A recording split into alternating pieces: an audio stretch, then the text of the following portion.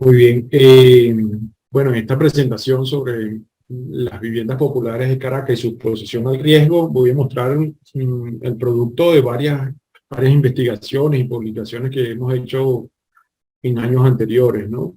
Principalmente, pues, en compañía del profesor Oscar Andrés López, que es miembro, pues, de la Academia. Vamos a ver un poco del contexto del riesgo de desastre, la amenaza sísmica en la ciudad de Caracas, un modelo de exposición de las edificaciones residenciales que hemos construido hace ya algunos años y sobre la vulnerabilidad del riesgo de las viviendas populares, ¿no? Finalmente, algunas reflexiones. Sobre el contexto del riesgo, ya, bueno, el profesor Omar Darío Cardona nos habló bastante de esto, él es una autoridad global al respecto. Los desastres pues ocurren a nivel internacional masivamente. Aquí vemos en este mapa de Naciones Unidas pues la cantidad de desastres que han ocurrido en el mundo y las estadísticas apuntan a que un 47% de las pérdidas económicas en esos desastres son asociadas a tormentas, un 22% de inundaciones y un 21% de terremotos. Pero si hablamos de las causas de muerte, la principal causa de muerte son los terremotos, con un 58% de ellas. El desastre pues tiene una cara muy similar, independientemente de la naturaleza que lo impulse. Y tiene, como algunos de los ponentes anteriores conversaron, una construcción social detrás, ¿no? No es necesariamente un desastre natural, sino un desastre que se forma en un contexto de riesgo. Aquí vemos arriba una imagen de Vargas en el año 99, producto del deslave, y abajo un resultado del terremoto de Manabí, Ecuador, 2016. Entonces, los desastres son esa materialización del riesgo, son esa punta del iceberg que vemos, eh, que se traduce pues en la falla de la infraestructura, la crisis financiera, etcétera, pero se construye en ese contexto donde hace vida la amenaza, la exposición y la vulnerabilidad, y son impulsados, como ya algunos otros han comentado, por otras variables urbanas y sociales, como el incremento de la pobreza o un pobre manejo del desarrollo urbano. Entonces, la amenaza en ese contexto de riesgo la podemos definir como la probabilidad que ocurra un evento o su intensidad en un espacio y tiempo determinado, y solemos representarla de forma probabilística con estas curvas que llamamos curvas de amenaza, que asocian la intensidad del evento con la probabilidad de que ocurra. Por otro lado, la vulnerabilidad la podemos definir como esa probabilidad de sufrir daño, pérdida económica o social condicionada a la intensidad del evento, y la podemos representar con estas curvas que llamamos curvas de fragilidad o con curvas de vulnerabilidad, y que nos permiten, pues, dada una intensidad del evento, que puede ser la aceleración del terreno durante un terremoto, conocer la probabilidad de excedencia o de ocurrencia de cada nivel de daño sobre una estructura, una edificación u otro elemento expuesto. Por otro lado está la exposición. La exposición nos permite saber dónde están esos elementos expuestos geográficamente y su relación geográfica con la amenaza, ¿no? Y por otro lado, cómo es ese elemento expuesto, qué características tiene en sus formas, materiales, que están relacionados con la vulnerabilidad a la construcción. Además de eso, cuánto es su valor desde el punto de vista económico, pero también desde el punto de vista social, cuántas personas ocupantes hay ahí expuestos a ese evento. Entonces, el riesgo se define como una función de la amenaza, la exposición y la vulnerabilidad, y se traduce en términos de daño y pérdidas tanto económicas como sociales. Y en términos probabilísticos, pues representa la probabilidad de que ocurra la intensidad, es decir, la amenaza, la exposición, el valor expuesto económico o social, y la probabilidad de que ocurra la pérdida eh, condicionada a la intensidad, es decir, la vulnerabilidad. Y la amenaza, si hablamos entonces de la amenaza sísmica en la ciudad de Caracas,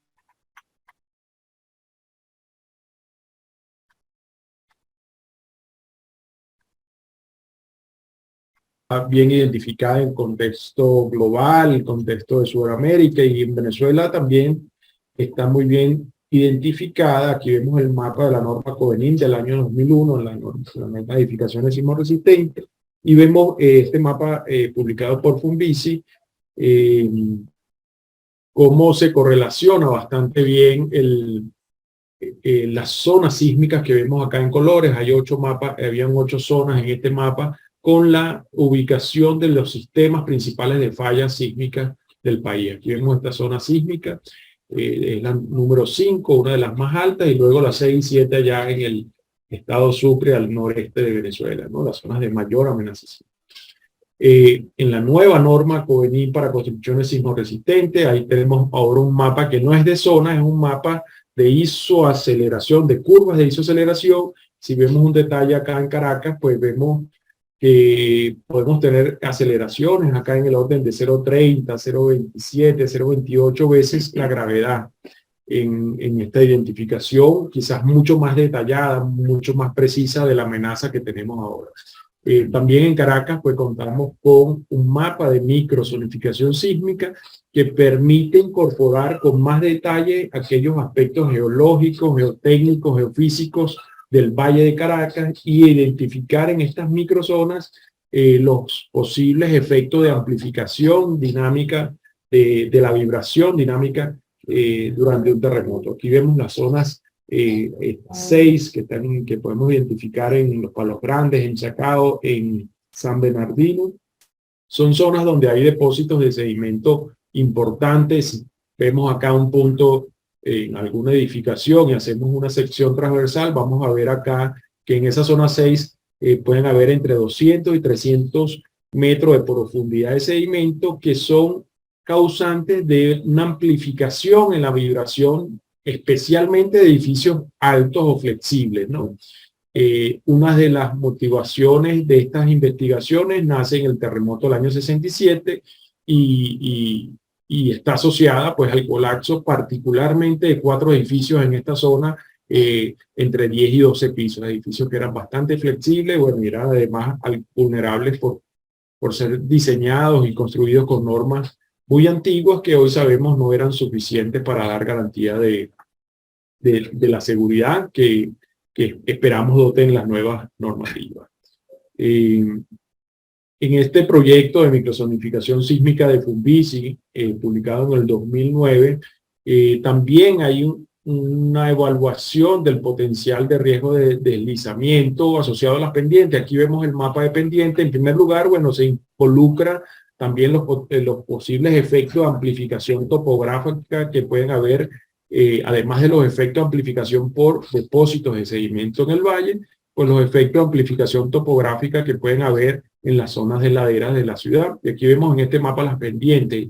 Y con esa información también se pudo hacer un mapa como el que vemos acá de peligro de deslizamiento, el mapa publicado en este artículo de ingeniero Hernández, donde pues se identifican zonas potencialmente peligrosas a deslizamiento por terremoto, pero adicionalmente este estudio de microzonificación sísmica incluyó un mapa de peligro de deslizamiento por lluvia, ¿no? Que quizás es una amenaza un poco más frecuente. Bien, vamos a hablar entonces sobre el centro del tema a tratar hoy, que es un modelo de exposición de las edificaciones residenciales de Caracas y en especial énfasis de las viviendas populares de Caracas. Entonces en Caracas tomamos la iniciativa de hacer un modelo de exposición con el objetivo de tener la localización de los elementos expuestos y su relación con la amenaza sísmica, la clasificación, cuantificación y definición de esos elementos expuestos, sobre todo con especial énfasis en aquellas características que condicionan su vulnerabilidad y definir el valor expuesto desde el punto de vista social y económico. Aquí vemos un mapa que hemos hecho en función de la información del censo 2001, es un mapa de exposición de viviendas en Caracas, y aquí vemos que la mayor concentración de viviendas están acá en estas parroquias. Estas son las 21 parroquias las 32 parroquias del área metropolitana de Caracas, y aquí ya vemos Sucre en el municipio de Libertador, parroquia Sucre donde está Katia, y también vemos acá Petare, ¿no? La parroquia Petare, quizás los mayores centros de concentración de viviendas conforme al censo del año 2001.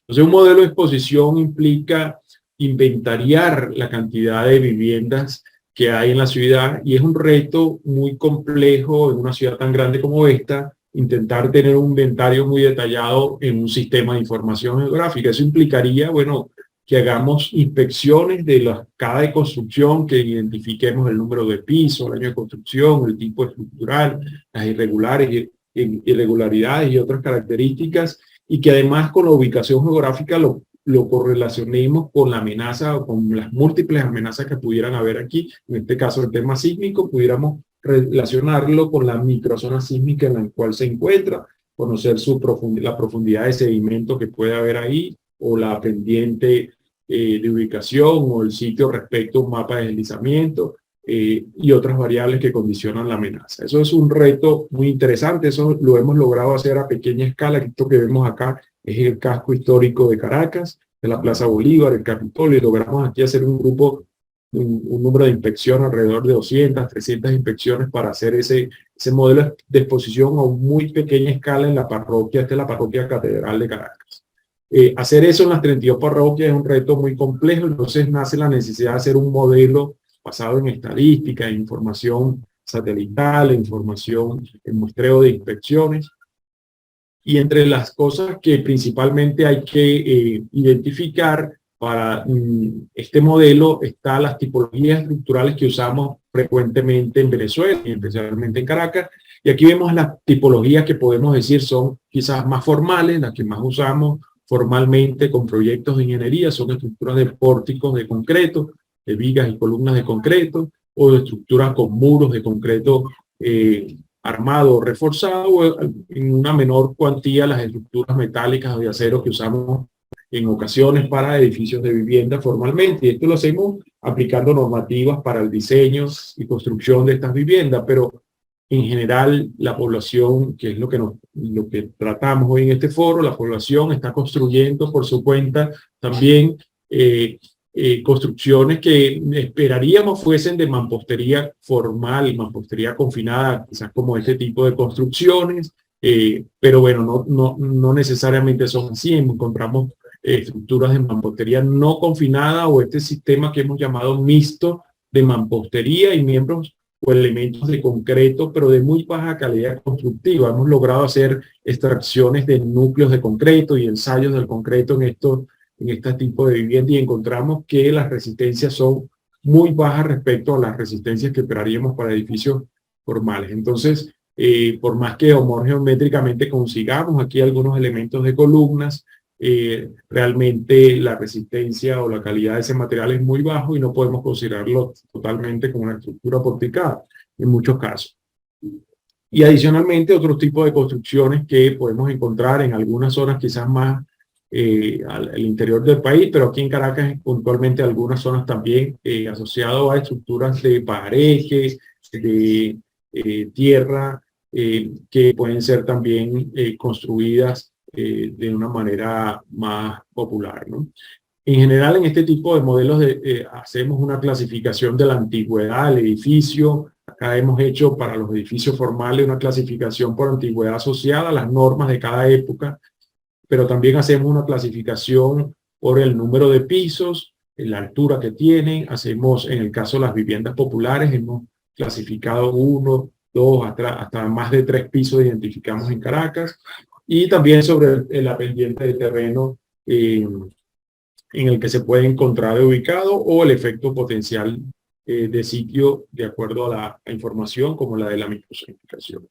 En general, pues decidimos definir dentro de todo el Valle de Caracas algunas zonas que pudiéramos considerar homogéneas. Aquí vemos en esta imagen muy ilustrativa una zona que podemos decir es de edificios residenciales, quizás más formales, probablemente hecho con alguna normativa, y esta zona del otro lado de la autopista, en Petare, de edificaciones residenciales también, pero con una construcción quizás más popular, más informal, más espontánea, que es lo que tratamos hoy, ¿no? Eso lo hemos planteado en esta ocasión asociado a la definición de tipo de vivienda que trae el Censo de Población y Vivienda en Venezuela, desarrollado por el INE, donde se definen casa, quinta, edificio y rancho son 4 conceptos que ya están históricamente establecidos en los censos, no solo el 2011, sino censos anteriores también, y identificamos una codificación al respecto de esta zona, también asociado a su densidad y al tipo de área, si es un tipo de área urbana, un casco histórico, casco central, donde hay una densidad un poco distinta, o una zona de barrio. O incluso zonas rurales donde no hay la misma densidad de este tipo de zonas, sino que quizás son caseríos un poco menos densos. Esa información fue bastante útil, adicionalmente a las zonas homogéneas que mapeamos en el Valle de Caracas, con apoyo de 2 estudiantes tesistas de acá de la Universidad Central de Venezuela. También logramos obtener información geográfica disponible sobre polígonos de edificios, en este caso representados acá como puntos, que nos permitieron conocer o estimar, por un lado, con las áreas que cerca de 14.000 hectáreas son de uso predominantemente residencial en el Valle de Caracas, y con esta información que pudimos estimar que hay alrededor de 320.000 edificaciones residenciales en el Valle de Caracas. Obviamente hay mucha incertidumbre detrás de esto, y es parte de lo que asociamos a este modelo de exposición de las construcciones. Lamentablemente no tenemos unas fuentes oficiales suficientemente robustas. Esperaríamos que los censos los catastros municipales fuesen lo suficientemente robustos como para obtener este tipo de información de una manera más sencilla o más veraz, pero no, tuvimos que tomar información geográfica disponible proveniente de la digitalización de imágenes satelitales de los polígonos de cada construcción, hacer algunas depuraciones y hacer nuestra propia estadística en este caso. Lamentablemente la información que se desarrolla en el censo nacional tampoco es totalmente pública por un asunto de secreto estadístico, a pesar de que tuvimos desde Funvici un convenio entre Funvici y el INE, no logramos acceder a una información totalmente confiable, sino a la información que está públicamente disponible sobre el censo, ¿no?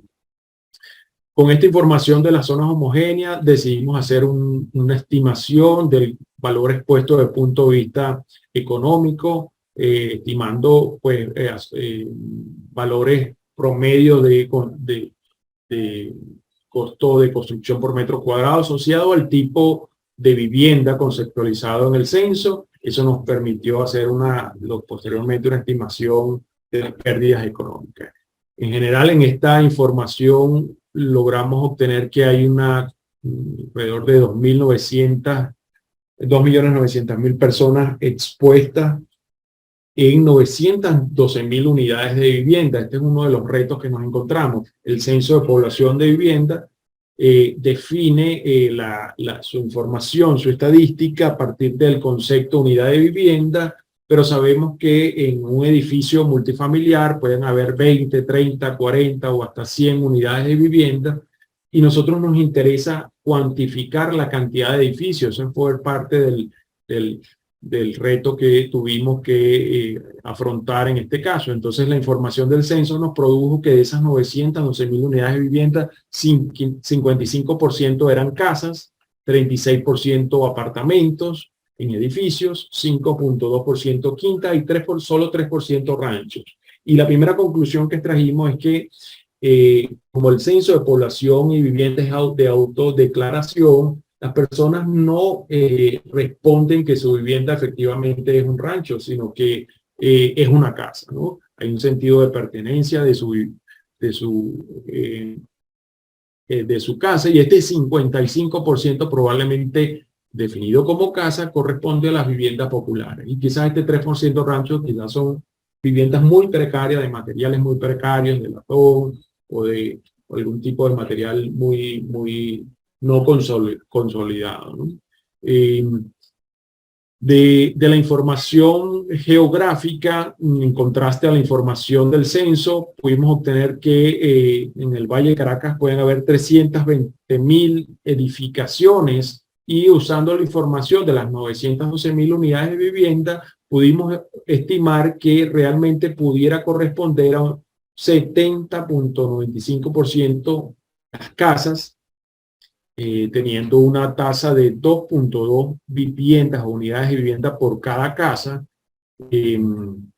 como típicamente puede ocurrir, y quizás en promedio es esto, pero pudiéramos encontrar en algunos casos casas que tienen 4 unidades de vivienda en un sector popular de Caracas, así como podemos encontrar una que tenga uno solo, quizás un 6,9% por ciento fueron de las edificaciones definidas como rancho.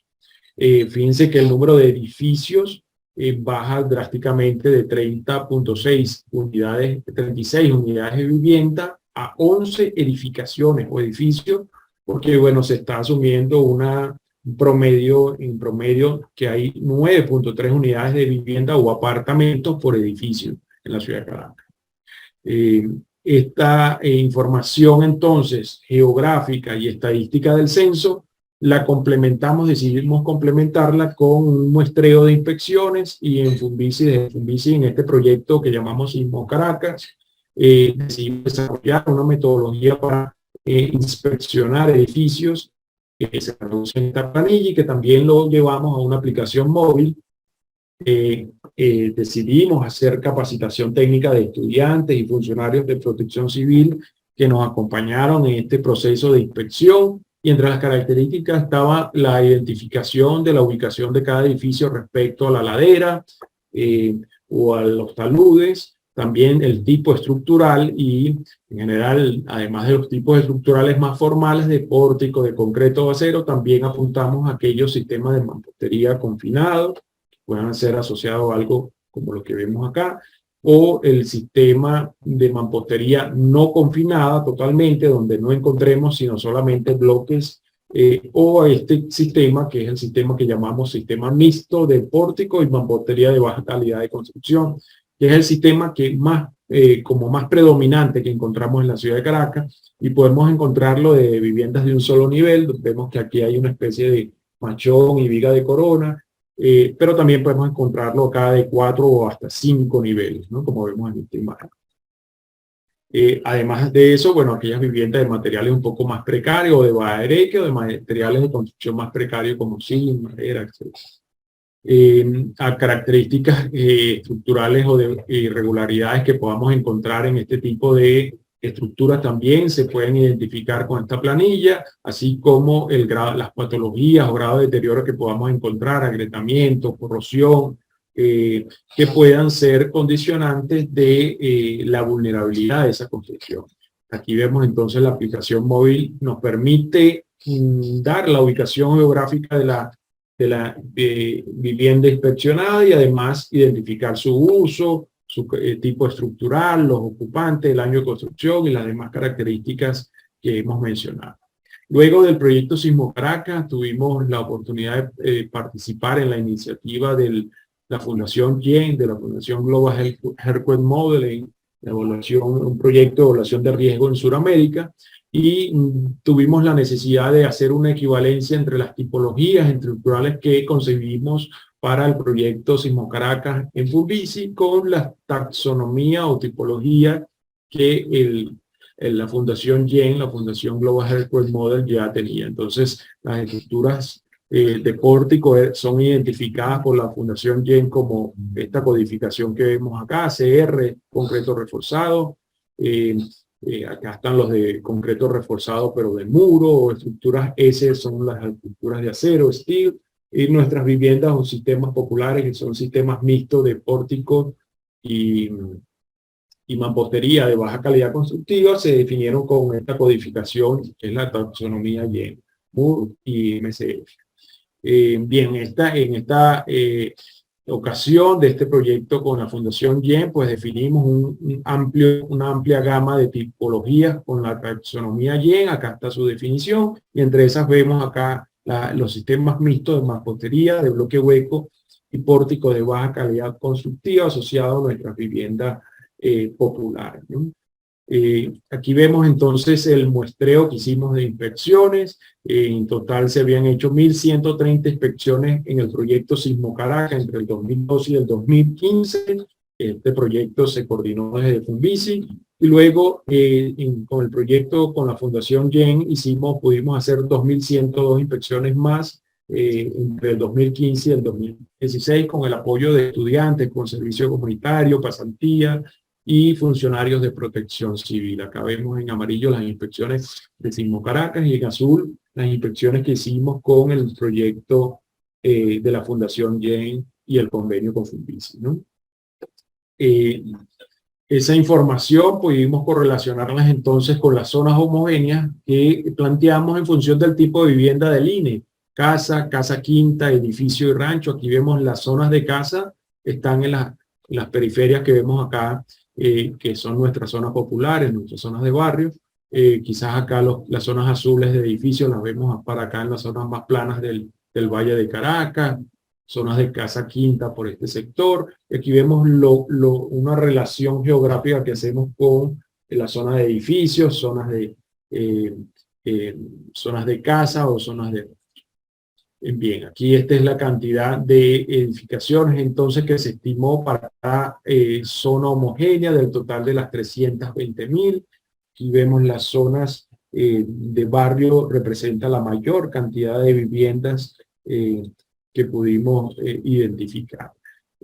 Con esa estadística de 3.000, poco más de 3.000 inspecciones, hicimos una extensión a la población total de las 320.000 edificaciones, quizás una muestra quizás que aún requiere demanda de más información, pero el esfuerzo de hacer estas 3.000 extensiones es bastante grande y queremos, bueno, seguir en el futuro construyendo un mejor modelo de exposición, pero esto nos permitió identificar que el 72% de las tipologías asociadas o identificadas estaban asociadas a la vivienda popular, entre ellas el 53.9 eran ese sistema mixto de mampostería y pórticos de baja calidad constructiva y quizás un 10% asociado a mampostería simple, mampostería sin ningún tipo de confinamiento, solamente bloque tarabado, quizás mucho más vulnerable. Acá vemos la distribución de altura que encontramos entre edificios de 1 a 3 pisos, de 4 a 7 pisos, de 8 a 15, incluso de 16 a 29 pisos, un pequeño porcentaje de edificios. Y esa distribución asociada a nuestras tipologías, la predominante, la tipología de sistema mixto, 53%, y acá un 10% de este sistema de mampostería simple. Entre esos, bueno, los demás sistemas quizás predominantes son los de pórticos de concreto, que son los típicamente usados en viviendas multifamiliares, ¿sí? Acá está entonces la identificación de nuestras zonas de barrio que veíamos también en ese mapa. Usamos esa información antecedente, por supuesto los trabajos de la profesora de Olinda Bolívar, los trabajos, el catálogo de mapa de Cabas, creo que se llama, que mostró el profesor Silento inicialmente. Nos apoyamos en esos antecedentes que han habido en el país, que han sido muy sólidos en identificar las zonas de barrio y las estrategias incluso para solucionarlo, pero lo complementamos con esta información que para el momento quizás era más actualizada.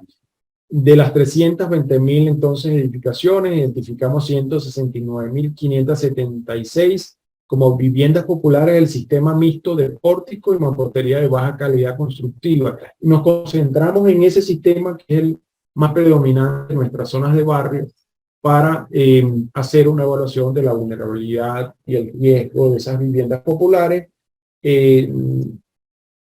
comenzando por una pequeña simulación del evento sísmico de Caracas del 67. Entonces, la vulnerabilidad física estructural es condicionada por el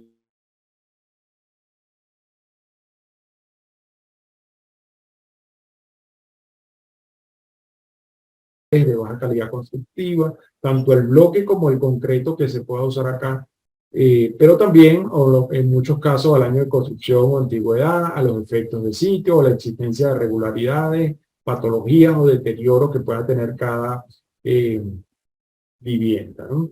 La ingeniería estructural, la ingeniería civil y estructural, pues definimos la capacidad resistente de las construcciones por este tipo de curvas que llamamos curvas de capacidad, que nos permiten conocer la resistencia de cortante en la base del edificio versus el desplazamiento máximo que puede tener en el tope del edificio, ¿no? Y esa relación nos permite ver cuando hay estos cambios de pendiente, dónde comienza a haber daños en la construcción y definir sobre este tipo de gráficos los niveles de daño leve, moderado, severo y completo, donde ya esperamos pueda existir el colapso debido a esa deformación lateral que pueda tener el edificio en un sismo o un deslizamiento o cualquier otro evento. Esta información que podemos determinar nos sirve para construir estas curvas de fragilidad que nos permiten, dada la intensidad del evento, conocer la probabilidad de ocurrencia de cada nivel de daño completo, severo, moderado o leve en cada construcción,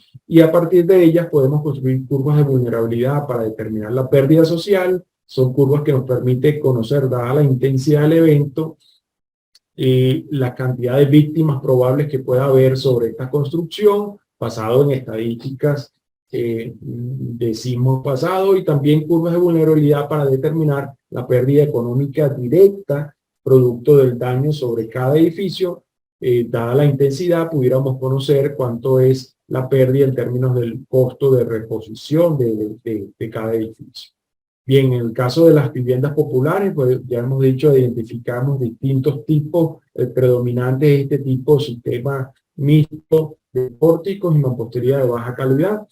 Se hicieron para ese tipo en especial algunos modelos matemáticos representativos en distintas alturas, de 2 pisos, 3 pisos, 4 pisos y 5 pisos. Se asumieron variables sobre el peso, las propiedades de materiales y de la construcción, y se hicieron modelos que pudieran estar en esta condición plana o una condición en pendiente, como típicamente se encuentran en Caracas en muchos de nuestros barrios.